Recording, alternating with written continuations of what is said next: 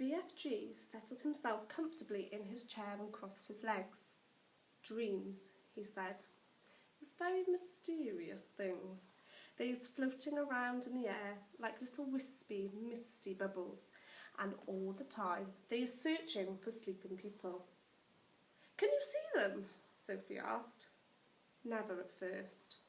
"Then how do you catch them if you can't see them?" Sophie asked. "Aha," said the BFG. "Now we is getting to the dark and dusky secrets. I won't tell a soul." "I is trusting you," the BFG said. He closed his eyes and sat quite still for a moment while Sophie waited. "A dream," he said, "as it goes whiffling through the night air, is making tiny little buzzing humming noise. But this little buzzy hum is so silvery soft, it's impossible for a human being to be hearing it." "Can you hear it?" Sophie asked. The BFG pointed up at his enormous truck wheel ears, which he now began to move in and out. He performed this exercise proudly, with a little proud smile on his face. "Is you seeing these?" he asked. "How could I miss them?" Sophie said. "They maybe is looking a bit preposterous to you," the BFG said, "but you must believe me when I say they is very extra unusual ears indeed. They is not to be coughed at." "I'm quite sure they're not," Sophie said. "They is allowing me to hear absolutely every single twiddly little thing." "You mean you can hear things I can't?" Sophie said.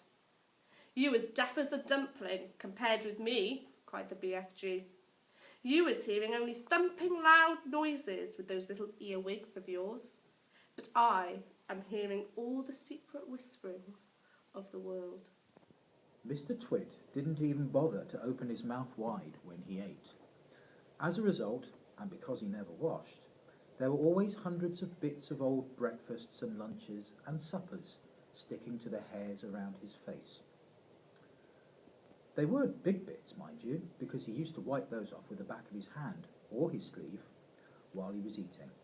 But if you looked closely, not that you'd ever want to, you would see tiny little specks of dried up scrambled eggs stuck to the hairs, and spinach and tomato ketchup, and fish fingers, and minced chicken livers, and all the other disgusting things Mr. Twit liked to eat. If you looked closer still, hold your noses, ladies and gentlemen, if you peered deep into the moustachy bristles sticking out over his upper lip, you would probably see much larger objects that had escaped the wipe of his hand, things that had been there for months and months, like a piece of maggoty green cheese, or a mouldy old cornflake, or even the slimy tail of a tinned sardine. Because of all this, Mr. Twit never went really hungry by sticking out his tongue and curling it sideways to explore the hairy jungle around his mouth. He was always able to find a tasty morsel here and there to nibble on. The magic finger. On the ground below the Greggs stood the 4 enormous decks, as tall as men, and 3 of them were holding guns in their hands. One had Mr. Gregg's gun, one had Philip's gun, and one had William's gun. The guns were all pointing right up to the nest. "No, no, no," called Mr. and Mrs. Gregg both together. "Don't shoot, please don't shoot." "Why not?" said one of the ducks. "You're always shooting at us." "Oh, but that's not the same," said Mr. Gregg. "We are allowed to shoot ducks." "Who allows you?" asked the duck. "We allow each other," said Mr. Gregg. "Very nice," said the duck. "And now we are going to allow each other to shoot you." It's an extract from Charlie and the Chocolate Factory.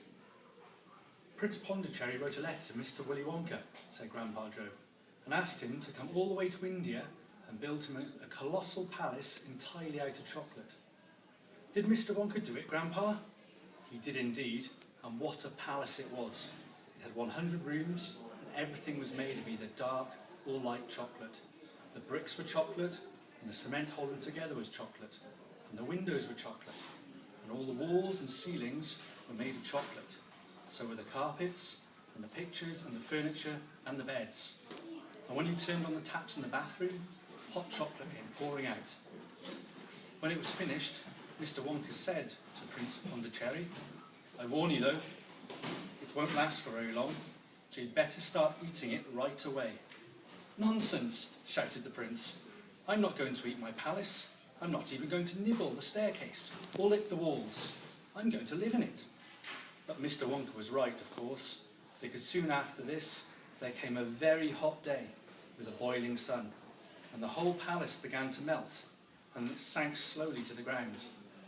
And the crazy prince, who was dozing in the living room at the time, woke up to find himself swimming around in a huge brown sticky lake of chocolate. Okay, this is an extract from Danny the Champion of the World. "What happens when the horsehair stopper?"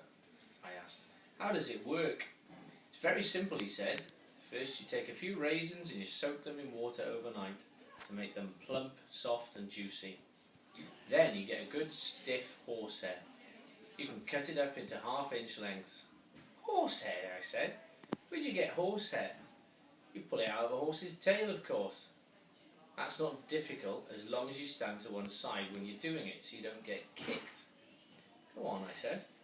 "So you cut the horsehair up into half-inch lengths. Then you push one of those lengths through the middle of a raisin so there's just a tiny bit of horsehair sticking out on each side. That's all you do.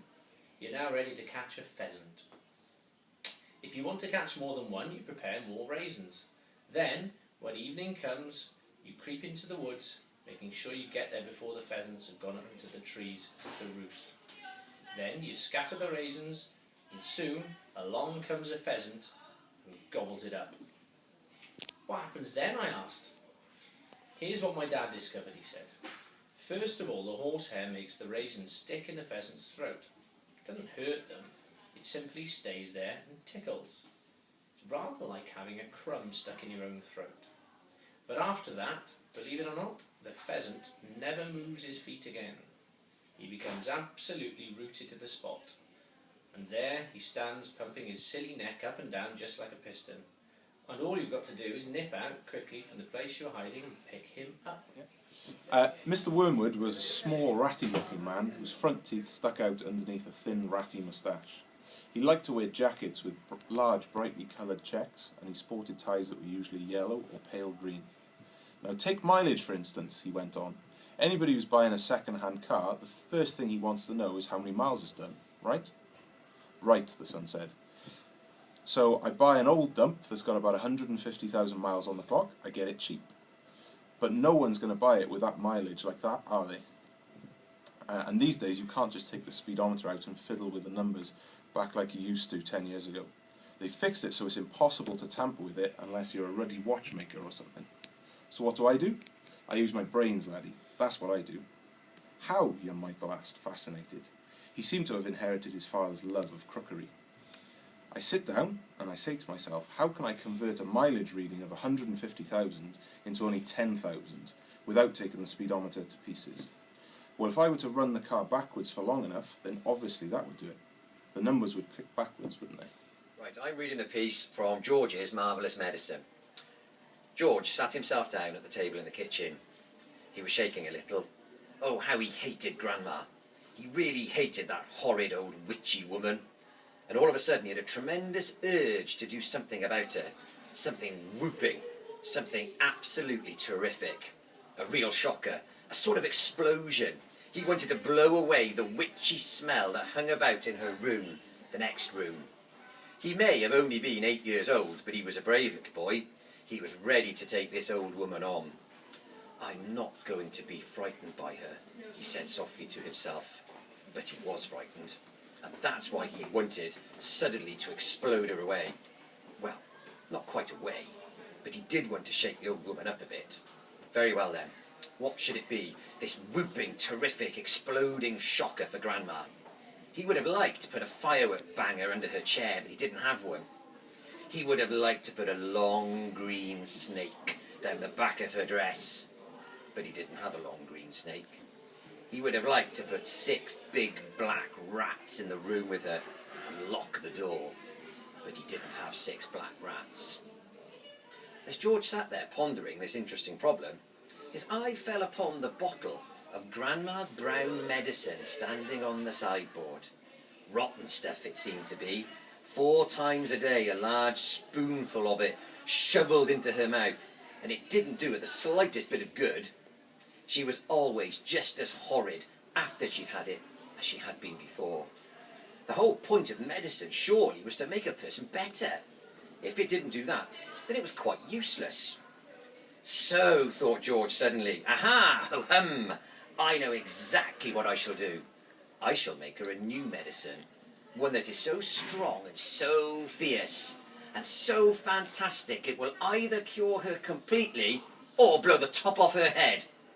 I'll make her a magic medicine, a medicine no doctor in the world has ever made before.